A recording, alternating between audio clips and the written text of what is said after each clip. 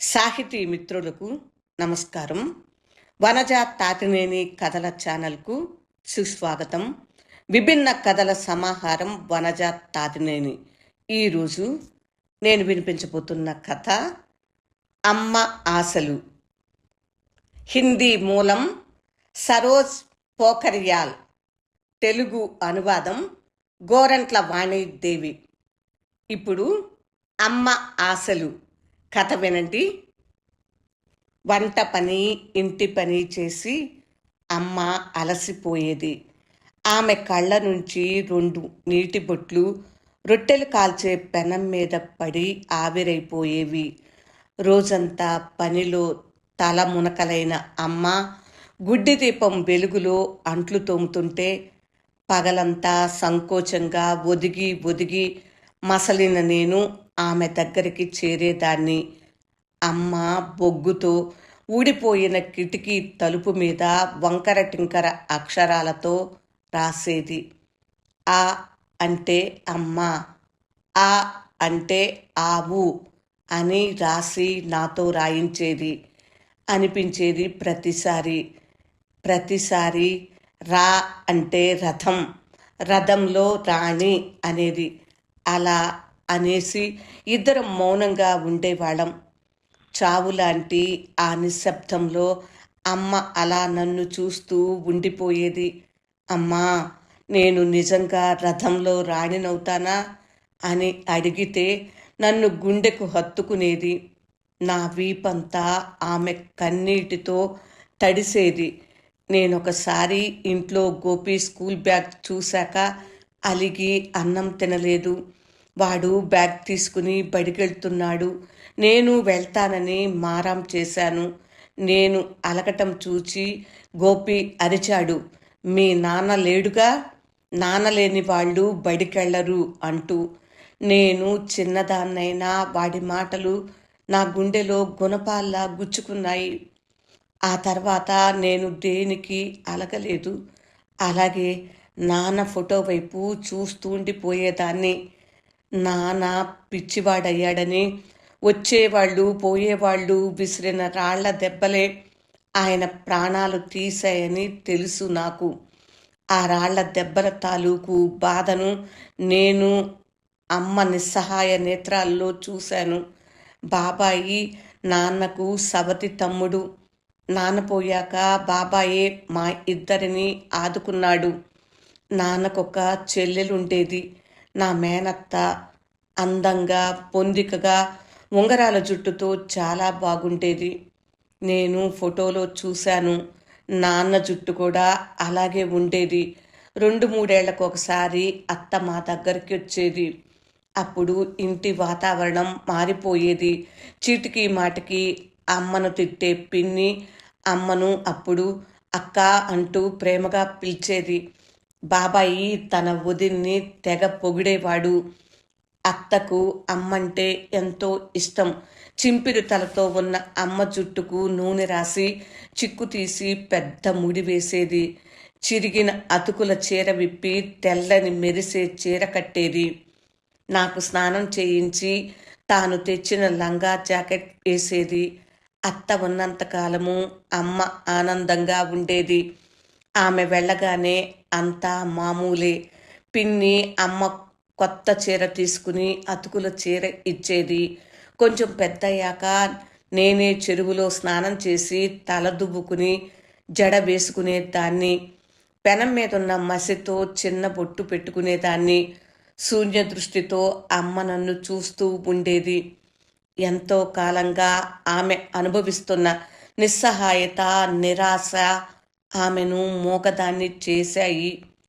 అమ్మ మౌనం నన్ను కాల్చేసింది. క్రమక్రమంగా ఆమె ఆరోగ్యం క్షీణించింది. ఒక రోజున రక్తం వాంతి చేసుకుంది. దాంతోపాటు తన మనసులో సంవత్సరాలుగా గూడు కట్టుకొని ఉన్న బాధను కూడా. అమ్మకు క్షయ అన్నారు. అంటురోగమంటూ పశువుల శాలలో ఉంచారు ఆమెను. అమ్మ స్థానంలోకి నేనొచ్చాను. మొత్తం ఇంటి పనంతా నా నెత్తిన పడింది.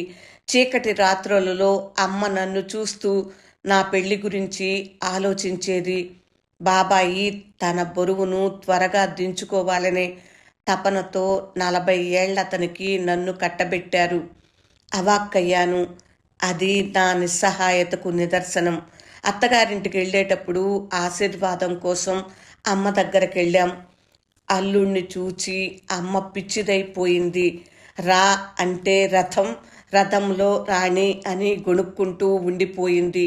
బతికుండగా అమ్మను అదే నేను చివరిసారి చూడటం. పెళ్ళయ్యాక నేను మళ్ళీ బాబాయి వాళ్ళింటికి వెళ్ళలేదు. అమ్మ బొత్తిగా మాట్లాడటం మానేసిందని, అప్పుడప్పుడు బిగ్గరగా నవ్వటం, ఏడవటం చేస్తుందని తెలిసింది. రోడ్డు పనికి వెళ్ళిన మా వారు తిరిగి ఇంటికి రాలేదు. ఆడవాళ్ళంతా చేరి నా నుదుటి బొట్టు తుడిచేసి చేతి గాజులు పగలగొట్టారు. అత్త అమ్మకు తెచ్చిన లాంటి మెరిసే తెల్ల చీరను నాకు కట్టారు. ఒకరోజు గతాన్ని తలుచుకుంటుంటే అమ్మ ఆఖరి చూపు కోసమని నన్ను తీసుకెళ్ళటానికి గోపాలరావు వచ్చాడు. ఆ గొడ్లపాకలో ఎగుడు దిగుడు నేల మీద అమ్మ పడుంది. ఆ పిచ్చి తల్లి శరీరమంతా గాయాలే. అమ్మ కళ్ళల్లో దాగిన లెక్కలేనన్ని ఆశలు, కోరికలు ఇప్పుడు శాంతించాయి.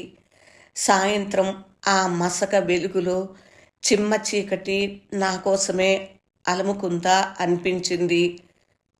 అమ్మా, ఈ నీ ముద్దుల కూతురి కోసం కాసేపు ఎదురు చూడలేకపోయావా అంటూ ఏడ్చాను. నన్ను ఈ రూపంలో చూస్తే ఆమె గుండె పగిలి చనిపోయేది. ఇంతలో బాబాయి గొంతు వినిపించింది. చీకటి పడుతోంది, త్వరగా చితికి నిప్పంటించి తిరిగి రావాలి అని. ఆ స్వరంతోనే మా ఇద్దరి అస్తిత్వాలు మంట కలిశాయి. నాకు 40 ఏళ్ళు వచ్చాయి.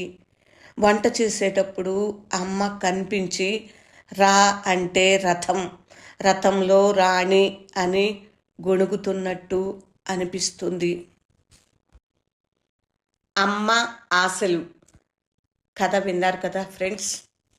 హిందీ మూలం సరోజ్ పోకరియాల్, తెలుగు అనువాదం గోరంట్ల వాణీదేవి.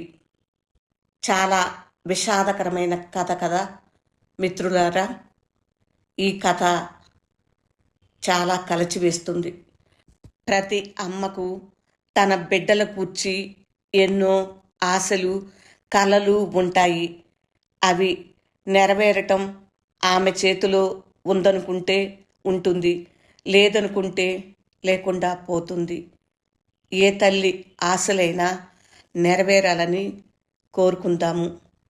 ఈ అమ్మ ఆశలు నెరవేరనందుకు చాలా దుఃఖంగా ఉంది. ఇది కథే కావచ్చు. కథలో లాంటి విషయాలు ఎక్కడో ఒక చోట తప్పకుండా జరిగే ఉంటాయి. ఇలాంటి కథలను మీ ముందుకు తీసుకురావటానికి రోజు నేను ప్రయత్నం చేస్తూనే ఉన్నాను. విభిన్న కథల సమాహారం వనజ తాతినేని. కథ పూర్తిగా విన్నందుకు హృదయపూర్వక ధన్యవాదాలు. ఈ కథపై మీ స్పందనని కామెంట్ బాక్స్లో తెలియజేస్తారు కదూ. ఈ కథని మీ మిత్రులకి, మీ బంధువులకి షేర్ చేయండి. ఇంకా నా ఛానల్ని సబ్స్క్రైబ్ చేయనట్లయితే సబ్స్క్రైబ్ చేయండి. ఇలాంటి విభిన్నమైన కథలు ప్రతిరోజు నేను వినిపిస్తూనే ఉన్నాను. మీరందరూ తప్పకుండా వింటారు కదా. వింటున్నందుకు హృదయపూర్వక ధన్యవాదాలు. నమస్తే.